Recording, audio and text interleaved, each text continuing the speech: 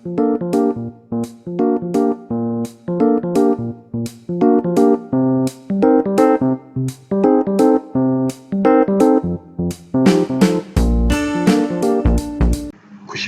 전산 세무회계 2급 문제풀이를 하도록 하겠습니다. 자, 실무부터 풀이를 할 거고요. 회사는 용마물산 로그인 하도록 하겠습니다. 네, 문제 1번, 일반 전표 입력부터 문제를 풀어드리겠습니다. 자, 괄호 1번 보시죠. 자, 3월 13일 날 제조 공장의 직원을 위한 확정 기여형 DC형이죠. 퇴직연금 가입하고 1,800을 보통예금으로 연금 계좌로 이체했습니다. 그러면 당연히 들차 나간다 대변에 보통예금 나갔죠. 1,800. 자, 연금 가입했는데 확정 기여형이죠. 자, 우리 확정 기여형이면은 가입하는 순간 직원들 명의의 통장에 돈이 들어가니까 퇴직금을 준 거나 다름없죠. 그래서 퇴직급여 비용으로 분개한다. 그래서 자변에 퇴직급여 분개하시면 돼요. 공장 직원이니까 500번대가 되겠죠.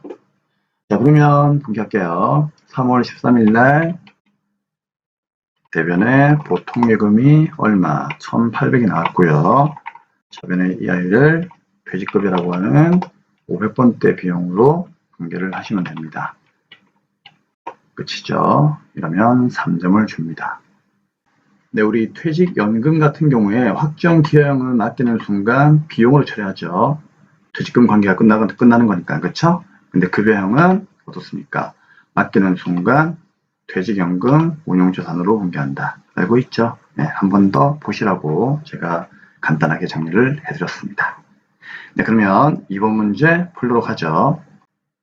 네, 2번 3월 17일 날 보겠습니다. 영업팀의 고객 응대 친절 교육을 위해서 항공사에서 근무하는 스튜어디스를 초빙하여 교육을 진행하였습니다. 총 강의료 40만원만큼에서 원천세 35,200원 떼고 그 나머지의 금액을 보통예금으로 지급을 하였습니다. 자, 우리 회사가 영업팀들을 좀 이렇게 친절도를 높이기 위해 가지고 스튜어디스 분을 이제 초빙해가지고 교육을 했다는 얘기죠. 우리 그 항공사에 근무하는 스튜어디스 같은 경우에는 그게 입사하기 전에 CS 교육이라고 하는 게 있어요. 고객 만족 교육인데 그런 부분에서 상당히 좀 전문적이기 때문에 이제 그런 분들을 초빙해가지고 교육을 시켰다 그런 얘기예요. 그럼 아무튼 이제 우리가 교육비를 주었으니까 이제 강의료가 되겠죠. 그래서 이 강의료는 교육훈련비로 분개하시면 되고, 자, 세금을 뗐으니까 대변의 예수금, 나머지는 보통예금 나간다 그 얘기입니다. 어려운 내용이 아니죠. 자, 그대로 분개해 보겠습니다. 자, 3월 17일 날 가셔가지고 차변에 교육훈련비로 분개를 하시면 되고요. 영업팀에서 교육을 했으니까 차변의 비용이 발생, 교육훈련비 40만 되겠죠. 하지만 세금을 떼고 주는 거니까 대변에 예수금이라고 하는 세금을 35,200원으로 이렇게 뗐으니까 부채를 증가시키고 나머지 대변에는 보통예금을 지급을 하시면 된다. 그 얘기예요. 자, 이제 3번 문제 보겠습니다. 7월 12일 날 당사는 미라컴에 제품을 판매하여 계상되었던 외상 매출금이 있답니다. 자, 계상되었던 과거형이죠. 그러니까 과거에 물건을 팔고 외상값 받을 게 300이 있다는 얘기예요.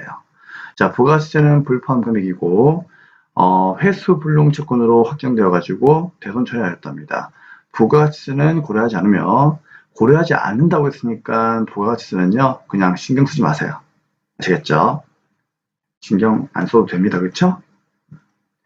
자, 고려하지 않으며 대손 충당금을 조회한 후에 분개하세요라고 되어 있습니다. 자, 그러면 이제 우리는 돈을 떼었으니까 이거는 대손의 확정에 대한 문제이죠. 그러면 대손을 확정시키게 되면은요, 우리 대변의 외상매출금 300만 원 사라지고 차변에 어떻게 합니까? 무조건 대손 생각비가 아니고 대손 충당금이 있으면 그 아이를 먼저 제거를 해야 되겠죠. 그래서 퍼스트 대손 충당금 제거하고 세컨드 대손 생각비 알고 있죠? 그럼 이 충당금은 어디에서? 당연히 안 나와 있다면은 합계잔액시한표에서 찾아야 되겠죠. 맞죠? 네. 그래서 뭐 7월 10일로 가도 괜찮고 아니면 그냥 12월 31일 1일로 넣어도 괜찮아요. 그럼 외상매출금 밑에 있는 대손 충당금이 얼마가 있습니까? 250만 원 보일 거죠?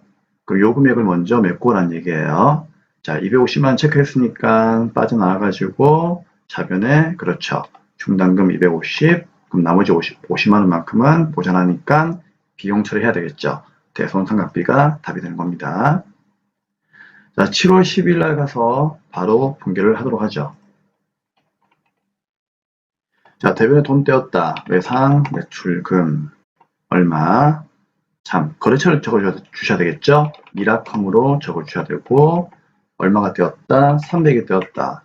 그러면 차변의 펄스트, 대손 충당금, 외상, 매출금의 짝지, 109번으로 일단 메꿔 주셔야 되겠죠? 얼마? 250만원. 방금 합계장의 시간표에서 우리가 확인했죠? 그리고 나머지 50만원만큼은 차변을 먹어야 된다. 충당금이 없으니까 얘는 정말 대손상각비로 분기를 하셔야 되겠죠.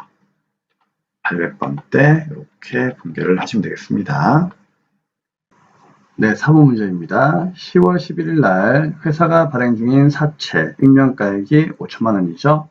여러분, 사채는 우리가 그 돈을 빌리기 위해 가지고 발행하는 증서이죠. 그렇죠? 그래서 이제 액면가가 5천만 원 있는데 이 중에서 3천만 원만큼을 어떻게 했다? 3,085만 원에 보통예금 계좌에서 이차하여 조기에 상환했다 그런 얘기예요. 그러니까 만기에 상환하지 않고 3천만 원만큼은 내가 여윳돈이 있으니까 빨리 상환했다는 얘기죠. 그래서 당사의 사채 할인 발행 차금 계정에 잔액은 없었다라고 되어 있습니다. 자, 할인 발행 차금에 잔액이 없다면은 얘는 신경 쓸 필요는 없습니다. 아시겠죠? 무시하시면 되고요. 자, 그럼 일단 사채는 여러분들 부채니까 항상 자리가 대변이죠. 그쵸? 그럼 대변에서 5천만 원 있는데 그 중에서 3천만 갚았으니까 차변의 부채 감소 사채 3천 이렇게 분기하면 되고요. 근데 이걸 어떻게 했다? 보통예금 3,085만 원에 갚았다는 얘기죠. 그쵸? 그럼 대변의 보통예금이 3,085만 원만큼이 나간다는 얘기예요. 자, 근데 우리가 3천만 원만큼을 주면 되는 건데 3,085만 원만큼에 갚았으니까 85만 원만큼 손실을 본 거죠. 자, 이 손실을 차변의 뭘로? 사채 상환 손실로 분기를 하시면 되겠습니다. 얼마? 85만 원. 그래서 사채를 갚을 때, 그쵸? 사채에 대한 돈을 상환할 때, 그 사채의 금액보다, 아시겠죠? 사채의 잔고가액보다 돈을 많이 주게 되면은, 사채 상환 손실 나오고요. 돈을 적게 주게 되면은 사채 상환 이익이 나옵니다. 아시겠죠? 자, 그럼 이제 그대로 분기를 해보겠습니다. 자, 10월 11일입니다. 자, 차변에 사채를 갚았으니까 부채가 감소합니다. 얼마? 네, 3천만 원이 감소하는 거죠. 자, 그럼 이제 우리는 3천만 원만 주면 되는 거죠. 할인 발행 자금이 없으니까. 근데 대변에 보통예금을 얼마를 주었다? 그쵸. 3,085만 원을 주었어요. 그럼 우리는 85만 원만큼을 더 많이 준 거기 때문에 우리 입장에서는 손실이 되는 거죠. 차변을 뭐라고 한다? 사채 상환 손실로 분기하시면 되겠습니다. 요거 그냥 사채라고 쓰면 안 나오니까 상환까지 한번 써보세요. 그래야만 상환 손실이 나옵니다. 85만 원. 네, 이제 5번 문제 보도록 하죠. 네, 5번입니다. 12월 10일 날인데요. 자, 이 문제는 잠시 화면을 좀 보죠. 자, 12월 10일 날에 우리 회사가 유상증자로 신주 만주 1주당 일면가 1,000원을 1주당 2,000원에 발행하여 대금은 보통예금에 입금되었고 주식 발행과 관련하여 김 법무사 수수료 30만 원이 미지급되었습니다. 현재 주식 할인 발행 차금 50만 원이 있고요. 하나의 전표로 입력할 것 이렇게 나와 있네요. 자, 문제가 현재 보니까 증자에 관한 문제이죠. 그렇죠? 그러면 증자에 관한 문제는 이제 여러분들이 주식을 발행하게 되면은 무조건 대변은 뭐다? 액면가로 자본금부터 공개하는 거 알고 있죠? 그쵸? 네, 공개해야 되는데, 자, 이 문제를 풀어내기 위해서는요, 여러분들이 이 두 가지의 내용을 하나 필기를 하셔야 됩니다. 물론 알고 있는 내용이지만 모르신다면 필기를 좀 하세요. 자, 첫 번째, 주식 발행 비용은 알고 있죠? 절대로 비용 처리하시면 안 됩니다. 어떻게 하죠? 발행가액에서 차감해가지고 순액을 구한 다음에 자본거래 손익을 여러분들이 결정하셔야 되는 거예요. 자, 그다음 두 번째, 자본거래 이익과 손실은 어떻게 한다고요? 서로 상계한다. 그럼 여기에 주식 할인 발행 차금 50만 원이 있으니까 혹시라도 주식 발행 초과금이 나온다면 서로 뭐 한다? 상계해서 퉁쳐가지고 분계를 잘 하시면 되는 거예요. 그래서 이 두 가지의 내용을 아셔야만 문제를 풀 수가 있다.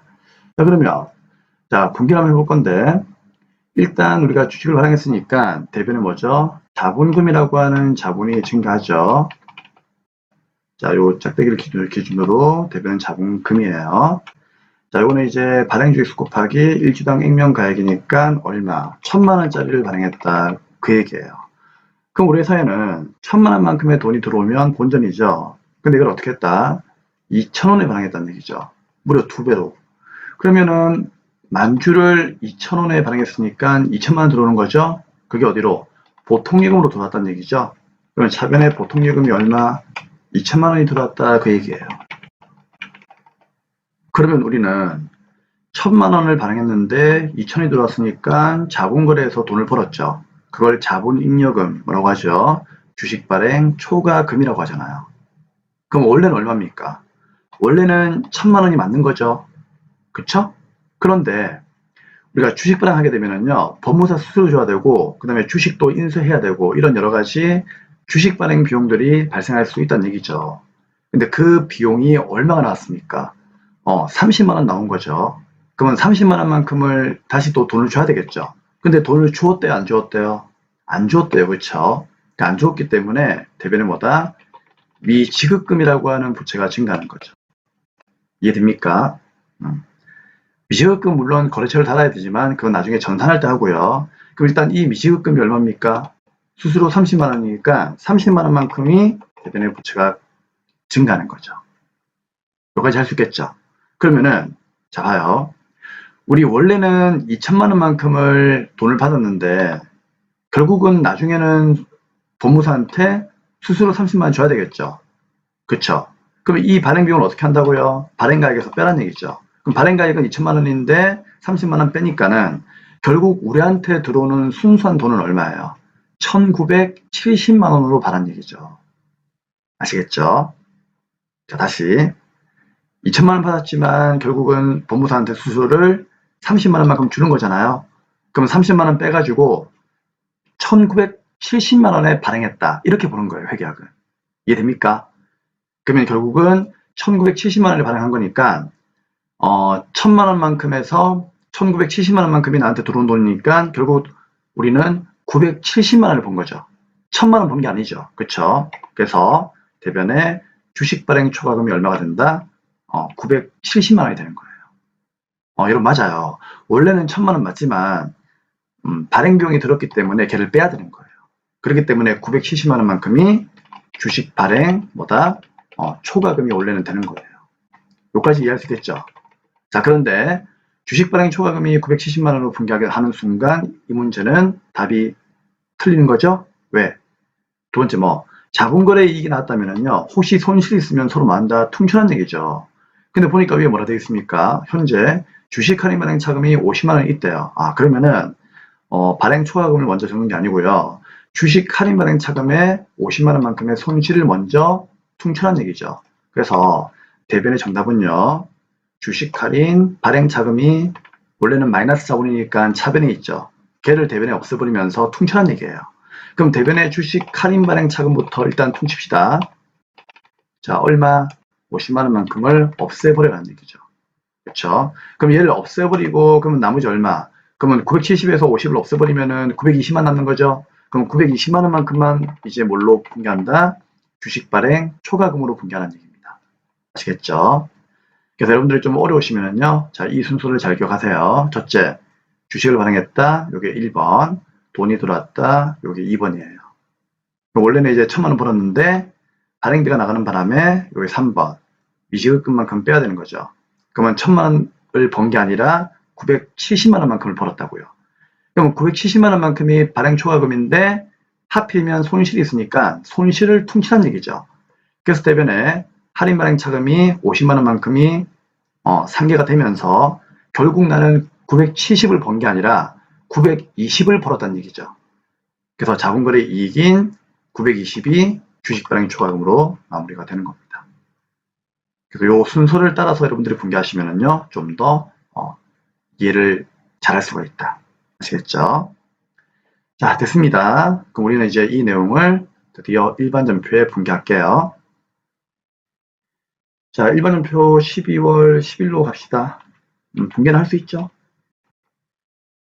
자, 첫 번째 대변에 자본금 증가. 액면가 얼마? 1000만 원이었죠? 근데 차변에 뭐가? 보통 예금이 2천만 원만큼 들어왔다. 그러니까 1000만 원 벌었는 줄 알았는데 알고 보니까 수수료 비용을 줬다는 얘기죠. 그래서 대변에 뭐다? 법무사 수수료 비용을 줘야 되겠죠. 근데 안 줬으니까 미시급금이 되는 거죠. 그리고 이제 김법무사 해가지고 거래처를 달아주시고요. 얼마? 얘는 30만 원이죠. 그래서 결국은 이익이 970이 되는 거예요. 근데 기존에 우리 회사에는 상처가 있었죠. 주식 할인 발행 차금이라고 하는 그 상처가 있었죠. 그러니까 상처를 어떻게 한다? 이제 없애버려야 되겠죠. 그래서 대변에 뭐 주식 할인 발행 차금 이라고 하는 자본거래 손실을 먼저 없애버리고 얼마? 50. 그럼 남는 920을 대변에 뭘로 보자? 주식 발행 초과금으로 보자 그 얘기예요. 아시겠습니까? 간단하죠? 네, 이상으로 이제 일반전표 5문제는 마감을 했습니다. 자, ESC 빠져나오시고 다음 문제 메인 매출원표 가도록 하겠습니다. 네, 문제 2번 메인 매출원표 풀도록 하겠습니다. 자, 이 부분은 좀 쉬운 것들은요 빠르게 넘어가고 좀 어려운 것들 위주로 쌤이 자세하게 설명해 드릴게요. 자, 1번은 뭐 회계 1급 수준이니까 뭐 그대로 풀면 되겠죠. 다음과 같이 원재료를 매입하면서 대금 중 50%는 보통 예금으로 지급하고 잔액은 다음 달에 지급하기로 했습니다. 증빙이 누굽니까? 세금 계산서예요. 그러면 당연히 얘는 매입의 과세가 되겠죠. 자, 그러면 7월 10일 날로 갑니다. 매입의 과세는 몇 번? 51번이죠. 그래서 51번 적으면 되고, 자, 품목은 보니까 세금계산서에 이게 중간점에 보면은요, 이게 뭐 CN24K2 돼 있죠. 뭐 그렇게 해도 않고, 아니면 그냥 원재료 적어도 상관없어요. 자, 수량이 몇 개입니까? 5,000개, 단가 10,000원, 공급가 5천만 원에 부가세 500이죠. 거래처는 누구입니까? 네, 거래처가 필풀이라고 돼 있죠. 그쵸? 여러분, 우리 회사가 누구죠? 우리 회사가 용마물산이죠? 거래처는 필풀이에요. 알고 있죠? 네. 자, 그리고 이제 전자에다 체크하고 분계는 혼합 가시면 되는데 차변에 원재료 사온 건 맞죠? 그러니까 매입세 공제되니까 부가세 대금이에요. 이제 우리는 대변에 돈을 줘야죠. 자, 돈이 뭐가 나갑니까? 자, 여기 보니까 맨 밑에 현금이 2,750만 나가죠. 그럼 대변에 현금 2,750만 원 분계를 하시면 되고요. 그럼 나머지 2,750만 원만큼은 외상이니까 이게 아까 문제에서 50%라고 했죠. 대변에 뭐다? 외상 매입금이 되는 거죠. 외상 매입금은 거래처를 확인해야 되겠죠. 필풀이 맞네요.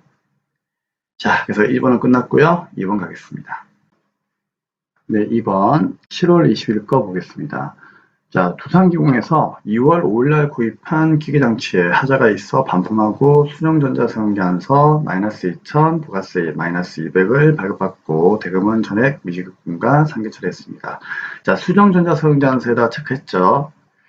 자, 이 문제는 구입한 기계에 문제가 있어가지고 반품을 하고 마이너스 세금계산서를 발급받았다는 얘기죠. 그렇죠? 그래서 7월 20일로 가서 유형 선택하겠습니다. 일단 구입에 관한 건 맞기 때문에 매입으로는 가야 돼요. 하지만 이거는 이제 매입을 한 게 아니고 반품을 했죠. 그럼 반품했으니까 이때 수정세금계산서는 마이너스 세금계산서겠죠. 아무튼 그래도 세금계산서니까 51번 과세로 가시면 돼요. 품목은 기계 장치. 대신에 금액은 마이너스 2,000에 마이너스 200을 표시해야 됩니다. 거래처는 두산기공이고요. 수정전자도 전자니까 전자에 1번 체크하죠. 그리고 분계는 혼합으로 가셔야 돼요. 자, 왜 그런가 하면은 내가 사온 게 원재료가 아니었죠. 그 당시에. 뭐 사왔습니까? 기계를 사왔죠. 그렇기 때문에 차변에 원재료가 아니라 기계 장치를 써야 되겠죠. 그리고 이제 이 기계 장치하고 부가세 대금이라고 하는 매입세액이 이렇게 차감되는 표시로 이렇게 마이너스로 숫자를 확인하시면 되는 겁니다. 알고 있죠? 그럼 당연히 이제 차변에서 기계에서도 빼야 되고 부가세 대금에서도 빼야 되겠죠? 그럼 뺀 만큼 보다 대변에 미지급금에서도 빼야 되겠죠? 그래서 대변에다가요 미지급금이라고 분기를 하시면 자동으로 마이너스 2200을 빼줍니다. 자, 그래서 이 문제가 반품계이니까 우리가 평소에 하던 대로 하시면 되고요. 대신에 이제 장사는 아니기 때문에 외상매입금을 빼는 건 아니니까 외상으로 가지 마시고 혼합으로 가셔가지고 미지급금을 빼는 분기를 여러분들이 완성시켜 주시면 된다. 그 얘기입니다. 네, 3번입니다. 8월 1일이죠. 한국의 부가가치세가 면제가 되는 제품을 200만 원에 판매하고 전자 계산서죠. 체크. 계산서는 면세입니다. 발급하였다. 대금은 10월 16일 날에 보통예금으로 입금될 예정입니다. 오늘이 8월 1일인데 10월 16일 날 입금된다는 얘기는 외상이죠. 네. 자, 그러면 오늘 쉬운 문제이니까 바로 풀겠습니다. 자, 먼저 8월 2일 날이죠. 판매를 하고 계산서를 줬으니까 13번 면세가 되겠죠. 품목은 제품. 금액은 200만 원이고요. 거래처는 한국. 그리고 전자에다 체크해야 되겠죠. 분계는 전액 외상입니다. 그러면 2번 가면은요. 대변의 제품 매출, 차변의 외상 매출금 자동으로 분계되고 거래처 확인 부탁드리겠습니다. 자, 3번은 쉬운 문제다. 그 다음에 이제 4번입니다. 9월 9일 날 수출업체인 영스타에 구매 확인서가 나왔죠. 체크. 의하여 제품 100개 개당 15만 원만큼을 판매하고 영세율 전자수용제안서 체크 발급하였으며 대금은 다음 달 10일까지 지급받기로 하였습니다. 자, 그럼 우리 회사가 지금 이제 판매를 했고요. 영세율 수용제안서를 주었으니까 당연히 매출의 영세가 되겠죠. 그래서 9월 9일 날 가셔가지고 9월 9일 날에 매출의 영세 몇 번? 12번 가시면 되는 거죠. 자, 품목은 누구입니까? 당연히 제품이 되겠죠. 수량은 100개, 단가가 15만원 나와 있네요. 그러면 공급가는 1,500이 되는 거고, 영세니까 부가세는 없는 거고, 거래처는 영스타. 영세율 전자도 전자니까 전자에다가 1번 체크하고요. 자, 체크하면 커서가 여기로 오죠. 왜? 영세율 구분을 해주셔야 됩니다. 내국 시용장에 의한 거니까 몇 번? 3번이 되는 거고요. 분계는 어떻게 하면 되겠습니까? 이게 다음 달 10일까지 받기로 했죠. 아무튼 안 받은 거죠. 외상이니까 전액 외상. 그러면 대변의 제품 매출 1,500, 차변의 외상 매출금 1,500 이렇게 분계가 되죠. 그래서 3번과 4번은 난이도가 상당히 낮고 거의 뭐 회계 1급 수준의 문제이기 때문에 이런 문제는 당연히 여러분들이 풀어주실 수 있을 거라고 믿습니다. 자, 이제 5번 마지막 문제 가죠. 자, 5번도 뭐 그렇게 어려운 건 아니죠. 자, 9월 16일 날 다음과 같이 대표이사가 업무용으로 사용하는 소형 승용차 2500cc의 타이어를 교체하면서 대금 중 15만 원만큼은 현금을 주었고 잔액은 외상으로 하였답니다. 차변의 개념 과목은 뭘로? 차량 유지비로 회계 처리할 것. 자, 그럼 우리가 이제 어떻게 했다? 승용차를 타이어 교체하고 돈을 주었고, 그리고 증빙을 밑에 바로 이거죠. 체크. 전자수용제안서를 받아왔죠. 그러면 자, 우리가 돈을 썼으니까 얘는 매입이죠. 매입의 세원계안서니까 과세가 돼야 되는 건데 하필이면 승용차죠. 매입세 공제가 안 되죠. 승용차는 8인승 이하 1000cc를 초과하는 승용차에 대해서는요. 매입세 공제가 안 되기 때문에 얘는 뭐다? 불용이 되는 거죠. 자, 그러면 9월 16일로 가셔가지고 매입의 불공 54번이죠. 오시면 되고요. 자, 품목은 뭐라 되어 있습니까? 이게 타이어라고 되어 있죠. 타이어. 그쵸? 자, 그리고 이제 수량은 몇 개? 4개고요. 단가는 여기에 12만원 되어 있죠. 여기 지금 보이시죠? 12만원. 그럼 전체 48만원만큼 들어갔다는 얘기죠. 그럼 부가세는 48,000원이에요. 자, 거래처는 누굽니까? 무슨 타이어지? 2형 타이어죠. 거래처가 어디 보이죠? 우리 회사가 용마물산이니까 공급하는 자는 2형 타이어가 되겠죠. 그쵸? 그래서 2형 타이어. 전자에다가 체크하고요. 붕괴는 어떻게 하면 될까요? 지금 붕괴가 복잡하죠. 그래서 혼합 대금 중 나왔으니까. 자, 차변에 원재료 사온 게 맞습니까? 아니죠. 자동차를 고쳤으니까 차량 운반거가 차량 유지비가 되겠죠. 몇 번대? 대표이사의 차니까 800번대. 공장 아니죠. 그럼 대변에다가 돈 줘야 되는데 돈을 현금으로 15만원 주었다고 문제도 나와 있죠. 이거 15만원만큼 대변에 나가고요. 또 세운대한사에도 15만원 되어 있습니다. 그렇죠? 그럼 나머지는 외상이니까 대변에 뭐다? 미지급금이 되는 겁니다. 그렇죠? 돈을 줬으니까. 이 미지급금의 결처는 이형타이어라고 되어 있는지 확인도 하셔야 되고요.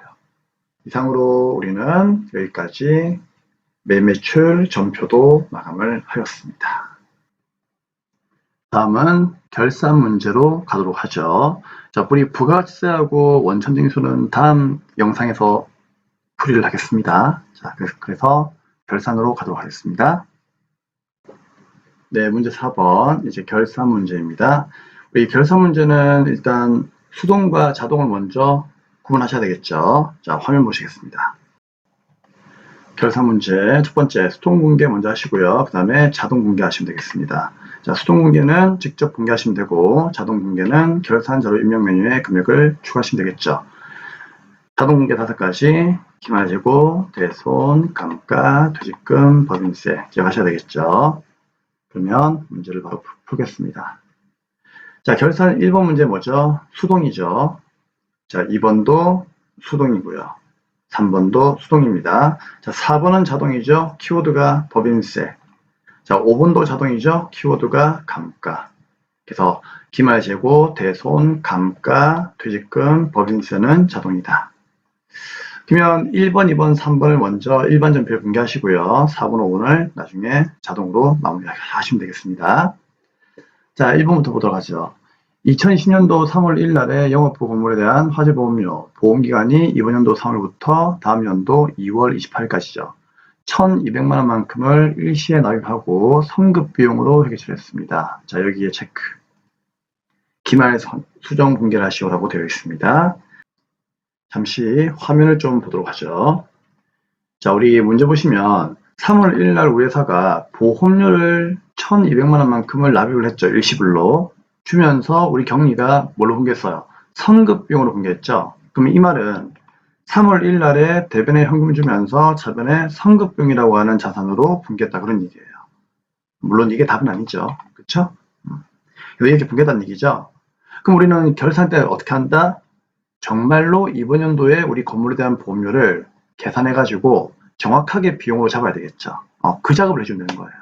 근데 그 작업을 어떻게 하면 되겠습니까? 당연히 월할 계산을 해야 되겠죠. 자, 일단 1,200만 주었으니까요. 1,200만 중에서 자, 내년 2월 28일까지니까 1년 12달치를 준 거죠. 그걸 월할 계산하면 되는 거죠. 그러면은 12분에 3월 1일부터 가입했으니까 3월 1일부터 12월 말까지만 계산하시면 되는 거예요. 그러면 3, 4, 5, 6, 7, 8, 9, 10, 11, 12 총 10개월이죠? 그러면 1,200만원 곱하기 12분의 10을 하면 되는 거죠. 그럼 얼마? 1,000만원이 나오죠. 그러면 1,000만원만큼을 보험료라고 하는 비용으로 붕괴를 하는 것이 바로 결산 붕괴예요.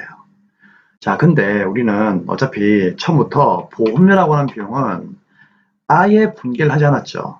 그렇죠? 그렇기 때문에 12월 말날에 정답은 무엇이 되는 겁니까? 당연하죠. 차변에 보험료라고 하는 비용을 붕괴하지 않았으니까 보험료라고 하는 비용을 붕괴를 반드시 해야 되는 거예요. 단기분 1,000만원만큼만. 이해되겠죠? 그리고 나서 이제 3월 1일 붕괴를 보면서 얘기하면 되는 거죠. 야, 이 1,200만원 중에서 1,000만원만큼은 이거는 성급비용이 아니다. 성급비용이 아니니까 얘는 대변에 없애버리겠다라고 얘기하면 되는 거예요. 그러면서 대변에 성급비용이라고 하는 아이를 1,000만원만큼만 없애버리면 된다. 그 얘기고 지금 하고 있는 이 붕괴 두 개가 바로 12월 말날에 해야 되는 결산 붕괴 정답이 되겠습니다. 그래서 1번의 정답은 요거예요. 자, 붕괴할까요? 12월 30일 날 일반 전표로 가도록 하죠. 12월 30일 날에 네, 어떻게 하면 되죠? 차변에 그렇죠. 보험료 해가지고 분개하시면 되겠죠. 자, 영업부의 건물에 대한 보험료니까 몇 번대? 800번대 얼마? 1000만원 하시면 되고, 그다음 대변에 그만큼을 성급 비용에서 제거하는 분개를 해주시면 된다. 그 얘기입니다. 네, 됐습니다. 그래서 1번 문제의 답은 요게 답이 되겠고요. 자, 우리 이왕 하는 김에 자, 이것도 한번 같이 공부를 하죠. 어떤 걸 얘기하는지 아시죠? 자, 어떤 얘기를 할 건가 하면은, 만약에 있잖아요, 만약에. 자, 우리 경리가 3월 1일 날에 현금을 주었죠. 그럼 이거를 상급비용이 아니라 보험료로 분개하였다면, 자, 그때는 이제 12월 말 날 답이 뭘까요? 어차피 단기분은 1000만원만큼 구했죠. 그럼 보험료로 분개했다면은, 자, 12월 30일 날의 정답은 뭐가 된다? 보험료는 1000만원이니까, 그렇죠.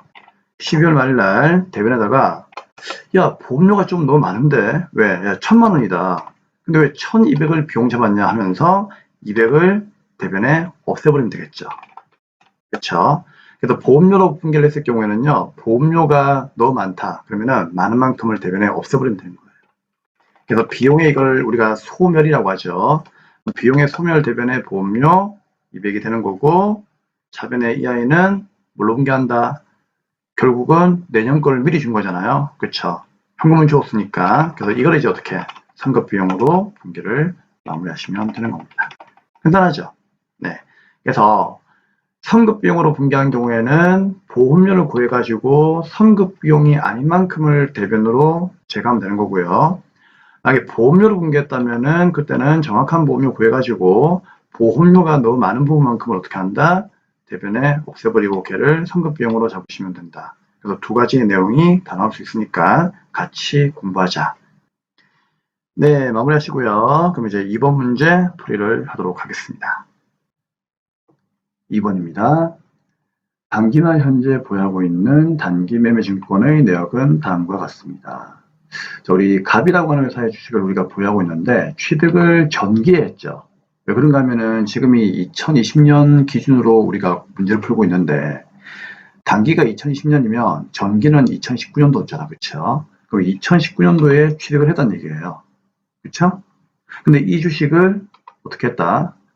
단기 말까지 보유하고 있으니까 단기 말에 주당 시가가 나와 있다는 얘기겠죠. 이해되겠죠? 우리는 이 시가를 갖다가 누구랑 비교를 해야 되는 겁니까? 당연히 취득한 날이 아니고 전기의 말의 공정가치와 비교를 해야 되겠죠. 자, 그래서 여러분들 꼭 기억하세요. 단기에 취득을 했다면 크게 문제는 없어요. 그렇죠? 근데 만약에 우리가 이 주식을 전기에 취득을 했다면, 자, 이거 하나 필기해 놓으시면 되겠죠? 잘 모르시겠으면. 전기에 취득을 했다면, 전기에 취득한 주식은요, 단기에 처분하거나 또는 평가할 때는 무조건 뭐다? 전기의 취득가액이 아니고 전기 말 결산 시의 공정가치와 비교해야 되겠죠? 그래서 이 단기 말의 주당시가는 전기 말의 시가와 비교를 해야 됩니다. 그러면 10만 5천짜리가 11만 5천 원 되었으니까 만 원이 올랐죠. 그러면 그 만 원을 주식수에다가 곱하면 결국 만 원 곱하기 1000주 1000만 원만큼이 올랐다는 얘기죠. 그래서 이익이니까 대변에 뭐 단기 매매증권 평가이익 1000만 원, 그만큼 차변에 자산의 증가 1000만 원 이렇게 되겠습니다. 뭐 1급 수준이니까 알고는 있죠. 자, 분개할게요. 그러면 차변에 단기 매매증권이 증가했다. 얼마? 그렇죠. 만 원이 올랐으니까 1000만 원이 증가했죠. 1000주를 곱해가지고. 그리고 대변에 단기 매매증권 평가이익이 된다. 이렇게 분개를 하시면 돼요. 자, 이제 그러면 3번 문제 보겠습니다. 네, 3번입니다. 기말 현재 외화장기 차입금 빌린 돈이죠. ABC은행한테 빌렸고요. 6,500만 원만큼이 있답니다. 그러니까 이게 장부에 6,500이 있다 그런 얘기죠. 이화로는 5만 달러이고 계산이 되어 있으며 결산 현재 환율은 달러당 1,200원이랍니다. 결산 분기를 하시오. 자, 이거 외화의 평가죠? 볼게요. 자, 외화장기 차입금은 당연히 빌린 돈이니까 갚아야 되겠죠. 그럼 갚아야 할 돈이 장부에 얼마? 6,500이 있는데 기말 현재 5만 달러가 1,200원이 되는 바람에 평가액은 6천만 원 되었죠. 그럼 나는 장부에 6,500을 갚아야 되는데 지금은 달러가 내려가지고 6천만 갚아도 된다. 그 얘기예요. 그럼 우리는 500을 안 갚아도 되는 거니까, 그쵸? 슬쩍 우리 사장님의 얼굴 한번 보세요. 어때요? 상당히 기분이 좋아 보이죠? 왜? 500을 안 갚아도 되기 때문이에요. 그래서 이익이 난 거죠? 이런 걸 외화 환산 이익이라고 하죠. 네, 바로 공개하겠습니다. 그럼 대변의 외화 환산 이익 얼마입니까? 500만 원 이익이 났습니다. 부채가 내렸으니까, 그쵸? 그러면 차비는 어떻게 하면 된다? 그만큼을 외화 장기 차입금이라고 하는 부채를 감소시키면 되는 거죠. 거래처는 ABC 상사, ABC 은행. 그렇죠. 참고로 여기에 여러분들이 그 장기 차입금을 어떨 때는 적고 어떨 때는 외화 장기 차입금을 적는데 이걸 물어보시더라고요. 그냥 글자 따라가세요. 왜 그런가 하면은 저희가 보세요. 외화 장기 차입금이 있는데 뒤에 뭐 장기 차입금으로 회계 처리하였다 이런 말이 나와 있으면은 차변의 답보다 장기 차입금이 되겠죠. 근데 외화 장기 차입금이 해놓고 나서 뒤에는요 아무런 말이 없죠. 그러면 이거는 외화 장기 차입금으로 분계가 될 가능성을 높게 보는 거예요. 그래가지고 외화 장기 차입금으로 분계하시면 됩니다. 이해할 수 있겠죠? 그래서 그런 식으로 문제를 풀면 돼요. 물론 뭐 합계장 시간표를 보시면 더 좋은데 합계장 시간표를 보시면은요 이게 또 거래처가 한 번씩 어떤 데이터는 이 거래처가 안 나오는 경우가 또 있더라고요. 그래가지고 상당히 조금 애매모호해요. 차라리 그냥 뭐다 문제를 그냥 따라가는 것이 훨씬 더 좋을 수도 있다. 그래서 외화장기 차입금으로 따라가시면 되는 겁니다. 네, 이상으로 일반전표 수능분계는 다 끝이 났고요. 이제 자동분계 네, 4번, 5번 가도록 하겠습니다. 자, 4번은 법인세죠. 그러면 일반전표 다 했으니까 끄시면 되고 결산자료 입력에 클릭하셔가지고 1월부터 12월까지 넣어야 되는데 그냥 엔터 치면 되는 거죠. 쳐가지고 자 법인세부터 한번 입력을 해보겠습니다. 4번 당사는 당해연도 결산을 하면서 법인세가 2천만 원만큼이 확정되었답니다. 그렇죠? 근데 이자 수익에 대해서 원천징수세액 50만 원과 법인세를 중간에 납부한 게 600이 있답니다. 그러면 이 600과 50만 원이 의미하는 것은 뭐죠? 당연히 선납세금이죠. 그래서 선납세금으로 계산이 되었다. 그 얘기예요. 자, 법인세 나오면 어떻게 합니까? 그렇죠. 밑으로 쭉 내려가가지고 자, 법인세 등에서 퍼스트 선납세금을 먼저 여기에 적으라고 했죠? 얼마? 방금 문제에서 600과 50, 650이었죠? 그게 알고 보니까 얘들란 얘기예요. 그래서 얘를요, 그냥 그대로 오른쪽에다가 옮겨 적으시면 돼요. 퍼스트. 그럼 옮겨 적고 이 650을 이제 어떻게 한다? 법인세 2천만 원에서 빼야 되겠죠. 그럼 뺀 나머지가 우리가 이제 추가로 더 내야 되는 법인세죠. 그게 이제 다음 연도 3월 달에 보통 내니까 이제 미지급세금이 되겠죠. 그래서 2000에서 650을 빼면은 1350이 나올 거고, 그쵸? 그럼 1350만 원만큼을 여기다가 추가 계상액으로 넣어주시면 되겠죠. 그러면 요거 두 개 합쳐가지고 법인세가 2천만 원 이렇게 확정된 겁니다.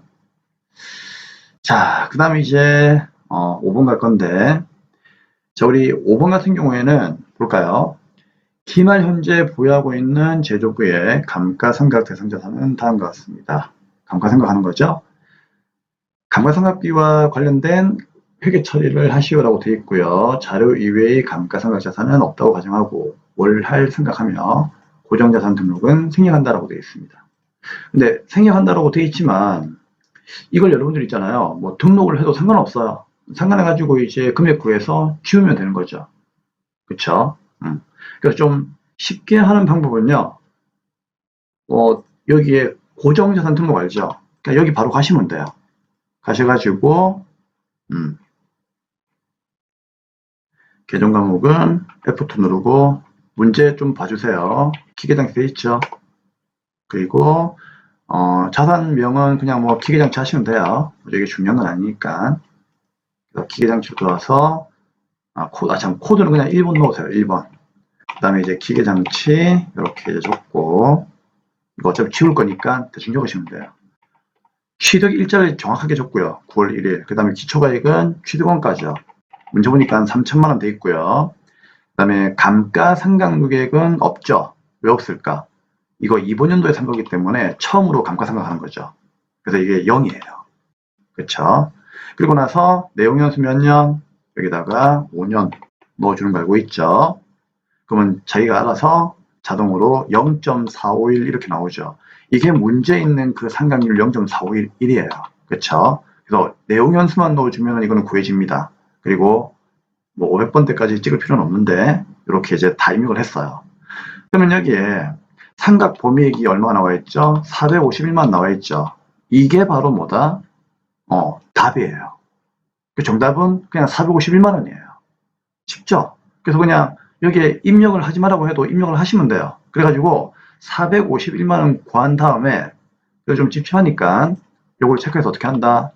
그냥 삭제 날려버리고 그냥 없던 걸로 하시면 되는 거예요. 대신에 우리는 451만 원만큼을 체크했으니까 걔만 어디에다가 여기에다가 넣어주시면 되는 겁니다. 그러면 제조 보니까 어디로? 경비로 가야 되겠죠? 그럼 경비로 가가지고 제조부는 경비의 일반 감가상각비에 기계로 가야 되겠죠? 그럼 여기다가 451만 원 이렇게 넣어주는 게 답이에요. 간단하죠? 아니면 여러분들 이렇게 하시면 돼요. 어차피 이거 생략하라고 했으니까 정률법으로 그냥 우리가 바로 그냥 계산해도 그냥 괜찮겠죠? 그러면 정률법은 공식을 안다면은 자 불러주세요. 뭐죠? 취득 원가에서 맞죠? 마이너스 감가상각 유계액을 빼죠. 이걸 우리가 뭐라고 하죠? 삼각하지 아니한 잔액, 미삼각 잔액이라고 하잖아요. 단말로. 그렇죠? 여기에 곱하기 뭐다? 정률을 곱하면 되는데 상각률이 451만 상각률이 0.451 돼 있죠. 아무튼 이 상각률을 곱하면 된단 말이에요. 그렇죠? 그러면은 계산해 볼까요? 얼마? 3천만 원. 지동원가 마이너스 무게가 없으니까 0원 곱하기 0.451 하면 되는 거죠. 근데 우리가 여기서 이제 중요한 게 이렇게 해서 끝나면 안 되고요. 얘가 9월 1일 날 사왔죠. 그러면 쌤이겠죠. 기중에 구입한 자산은 뭐 한다? 무조건 월할 삼각해야 돼요. 그렇기 때문에 다시 곱하기 뭐 한다? 9월 1일부터 12월 말까지. 그러면 9, 10, 11, 10이니까 4개월이죠. 또 4개월이니까 12분의 4로 또 곱해주셔야 되는 겁니다. 그러면은 얼마 나온다? 510만 원 나와요. 이렇게 해도 510만 원이 아니고 얼마죠? 451만 원이 나와요. 그러면 451만 원 나오는지 계산기 한번 보여드릴까요? 자, 3천만 원 마이너스 0, 그쵸?